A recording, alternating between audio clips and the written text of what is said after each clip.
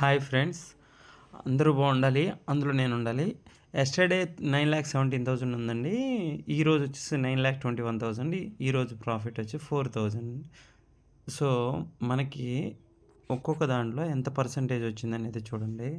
ఇది 27% వచ్చింది SBI Magnum mid cap fund. తర్వాత వచ్చేసరికి మిగతావి ఇది చూడండి 18% వచ్చింది SBI focused equity fund. So యావరేజ్గా వచ్చి నాకు 20% వరకు వచ్చిందండి. చూడండి SBI blue chip direct fund, okay. తర్వాత వచ్చేసరికి ఎస్బీఐ స్మాల్ క్యాప్ ఫండ్, ఇది చూడండి 47% వచ్చిందండి. సో ఏంటంటే మనం ఇన్వెస్ట్మెంట్ చేసేవి యాక్చువల్గా మ్యూచువల్ ఫండ్స్, వీటికన్నా ఈటీఎఫ్ ఫండ్స్ కూడా ఇంకా బాగుంటాయి. మ్యూచువల్ ఫండ్స్లో ఇన్వెస్ట్ చేసి మన డబ్బును సంపాదిస్తే, సో అందరూ ఆలోచించి మ్యూచువల్ ఫండ్ ఇన్వెస్ట్ చేస్తారని